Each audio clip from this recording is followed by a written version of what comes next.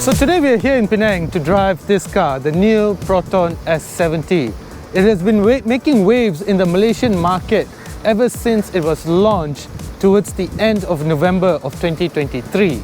Now, Proton calls it a C-segment sedan, which means its direct competitors would be cars like the Honda Civic as well as the Toyota Corolla Altis. However, in terms of sizing, it's smaller than those so-called competitors. And in terms of pricing, it's in fact cheaper than some of the B-segment flagship models, particularly the Honda City RS as well as the Toyota Vios. In fact, it's closer in price to the Toyota Vios. So, what is it exactly?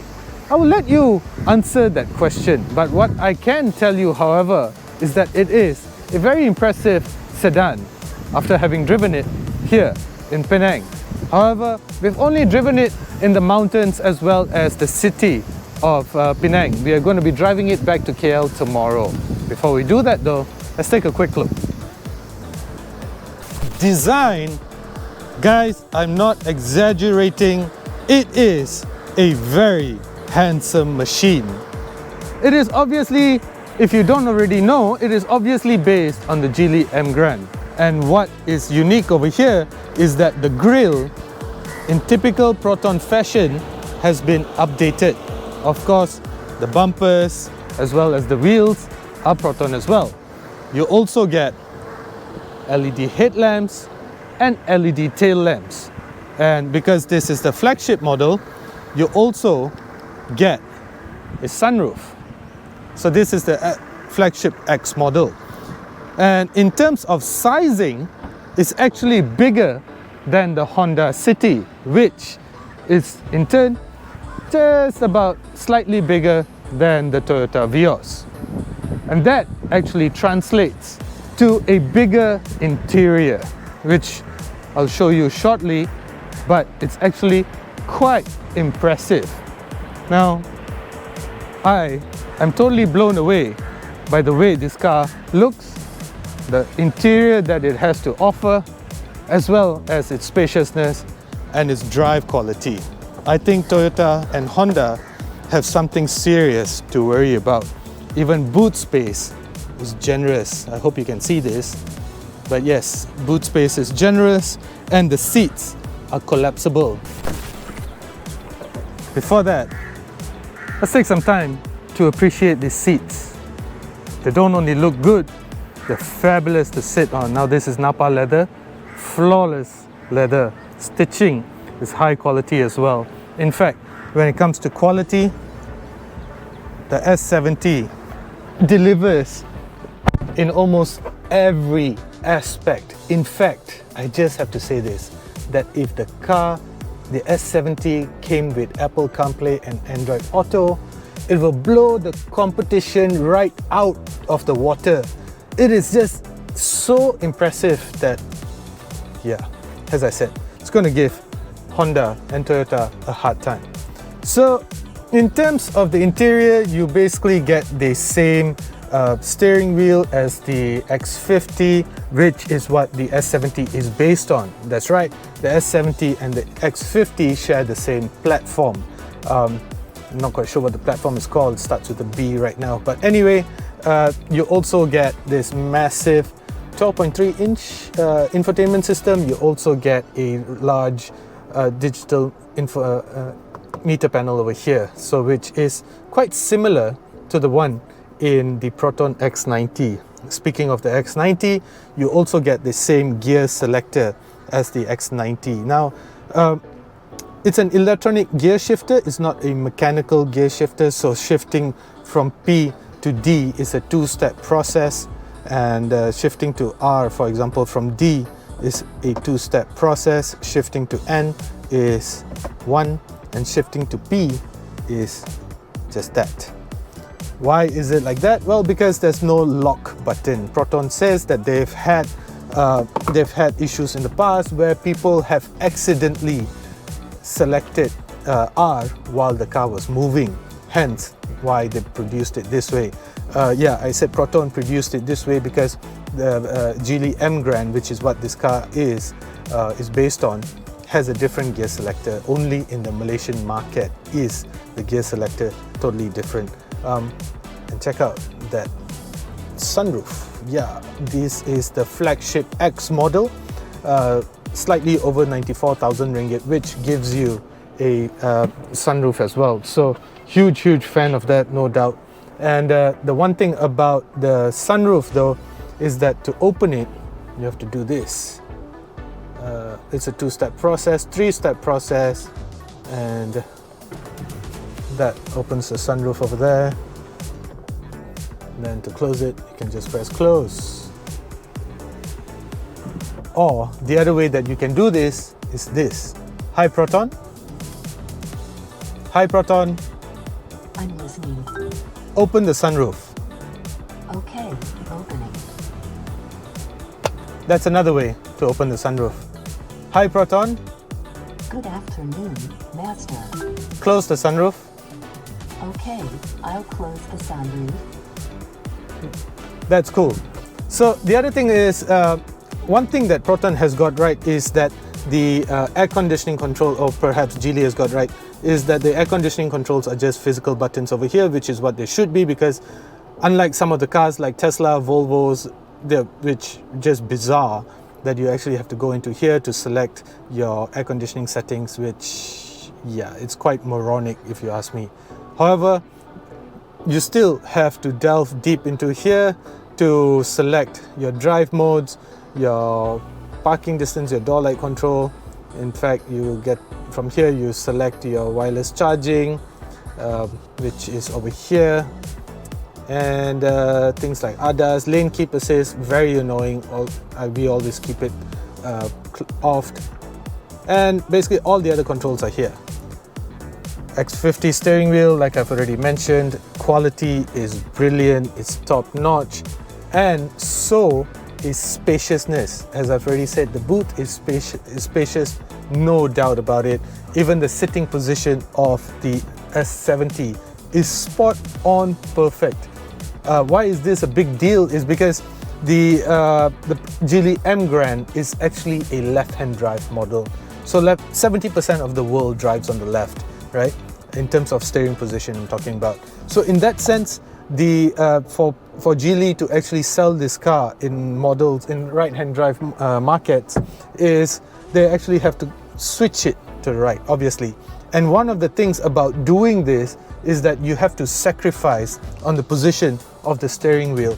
And some of you may or may not have noticed that the position of the steering wheel on the X50 as well as the X70, which started life or as left-hand drive models as well, is slightly offset, either to the left or to the right. I can't remember, but not in the S70. In the S70, it's dead center, which means that the sitting position is brilliant, spot on, and it's super comfortable. I love the amount of space that you have over here. Gotta say this, that I've been spending the day in the back seat with some of the motoring legends here in the Malaysian motoring journalism fraternity, and I was really comfortable. I still am very comfortable. I like the recline of the rear seat. It's very comfortable. It's just nice. It's not too much. I think the X70 has too much recline. This is just spot on. It does slightly sacrifice on your thigh support over here, but just not too much. It's incredibly comfortable. I can't remember the number of times that I've used the word incredible. As I said, if you can't already tell, I'm smitten by the Proton S70. So for those all important family runs, you get a Type C and Type A USB port. This spot over here is perfect to place a handphone while you're charging it. So you can do this while you charge your phone. Brilliant. Let's take a moment to appreciate the dashboard of the Proton S70. As you can see, there's not many buttons and controls over here. Well, it's the same engine as the Proton X50. Powering the S70 is a 1.5 litre 3-cylinder turbocharged engine making 150 PS and 226 Newton meters of torque. Power is sent to the front wheels via a 7-speed DCT gearbox. Gear shifts are super smooth and precise and quick, which is very important. And what is really impressive about this powertrain though is the impressive way in the way it delivers power. It's almost instantaneous with just very little turbo lag. I know some of the motoring journalists were complaining about the initial bite of the braking system. I drove it very briefly earlier and I thought it was perfect in the way it delivered power. Power was instant, brakes were grabby, not overly grabby actually, it's just what you wanted it to be. So it's very difficult to fault the powertrain. I can't speak about economy as yet because we are only driving this car long distance back to KL tomorrow, which is where I'll bring you more my driving impression of the S70. But for now though, the powertrain is quite impressive. The refinement is amazing. So tomorrow I'll tell you all about how the car feels and drives where we drive it back to the Proton Center of Excellence in Shah Alam. From here in Penang to Shah Alam tomorrow, which will give us plenty of time to review the way the car feels over the highway at high speed, low speed. I'll be back.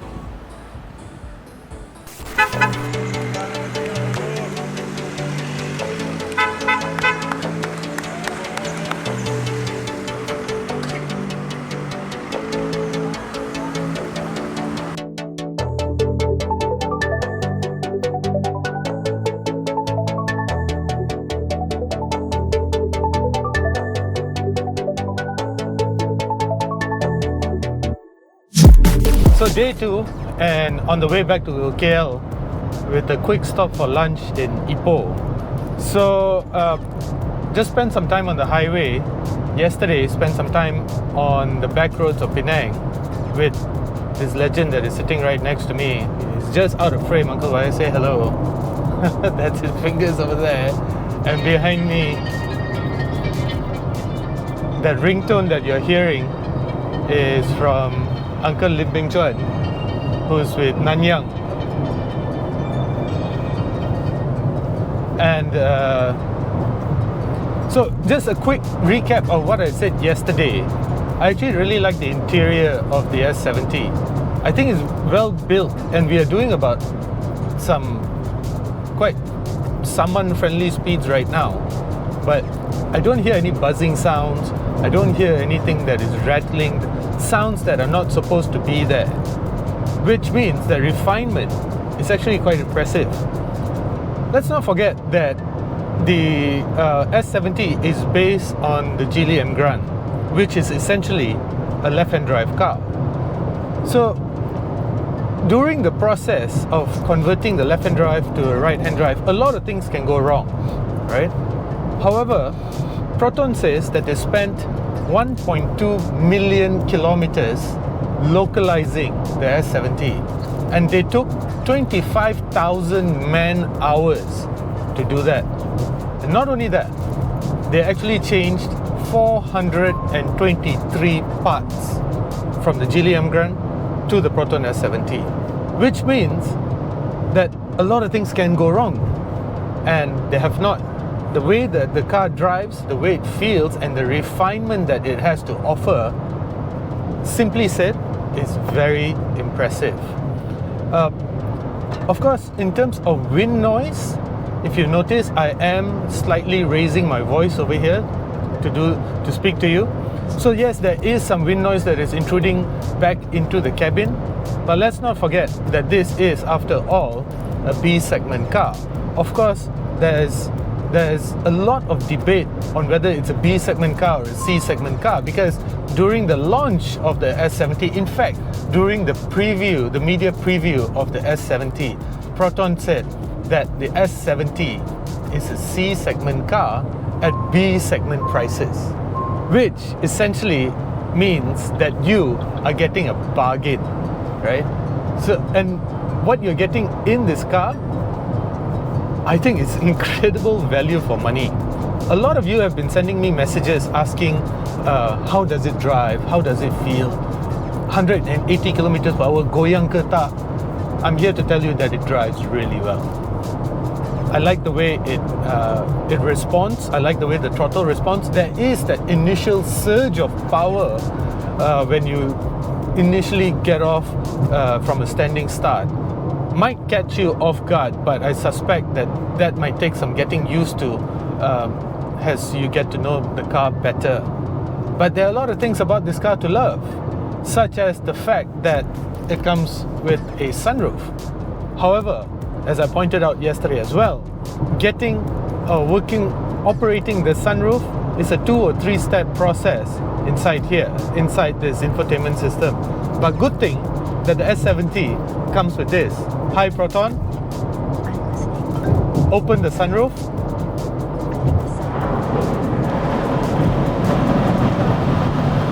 But the problem with that is that to close it, the car may not hear you. Let's try it out. Hi Proton, close the sunroof. Oh, it works. So now, that is impressive.